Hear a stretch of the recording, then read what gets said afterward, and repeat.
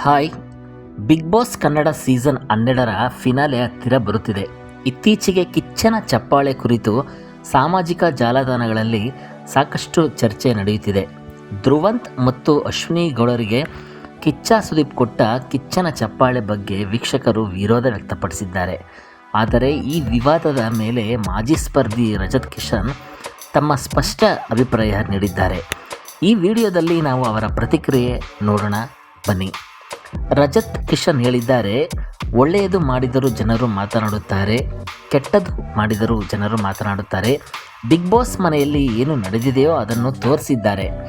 ಅದರ ಆಧಾರದ ಮೇಲೆ ಸಂಪೂರ್ಣ ಟೀಮ್ ಮತ್ತು ಸುದೀಪ್ ಸರ್ ನೋಡಿಕೊಂಡು ಯಾರಿಗೆ ಕಿಚ್ಚನ ಚಪ್ಪಾಳೆ ಕೊಡುವುದಾಗಿ ನಿರ್ಧರಿಸಿದ್ದಾರೆ. ಅವರು ಇನ್ನೂ ಹೇಳಿದರು, ಕಿಚ್ಚನ ಚಪ್ಪಾಳೆ ಒಂದು ದೊಡ್ಡ ಭಾಗ. ಬಿಗ್ ಬಾಸ್ ಮನೆಯಲ್ಲಿ ಕ್ಯಾಪ್ಟನ್ ಆಗುವುದು ಎಷ್ಟು ಮುಖ್ಯವೋ ಅದಕ್ಕಿಂತಲೂ ಹೆಚ್ಚು ಮಹತ್ವವುಳ್ಳದ್ದು ಕಿಚ್ಚನ ಚಪ್ಪಾಳೆ. ಅದನ್ನು ತುಂಬ ಯೋಚನೆ ಮಾಡಿ ಕೊಟ್ಟಿರುತ್ತಾರೆ. ಅಶ್ವಿನಿ ಧ್ರುವಂತ್ ಯಾರಿಗಾದರೂ ಸುದೀಪ್ ಅವರು ಕೊಟ್ಟರೆ ಅಂದರೆ ಅವರು ಅರ್ಹರು ಅಂತ ಅರ್ಥ.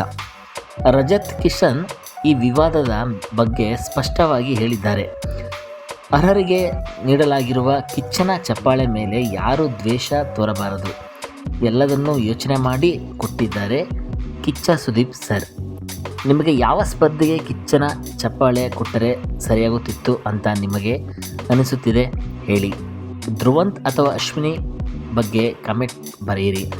ಯಾರು ಅರ್ಹರು ಅಂತ ನಿಮ್ಮ ಅಭಿಪ್ರಾಯವನ್ನು ತಿಳಿಸಿ.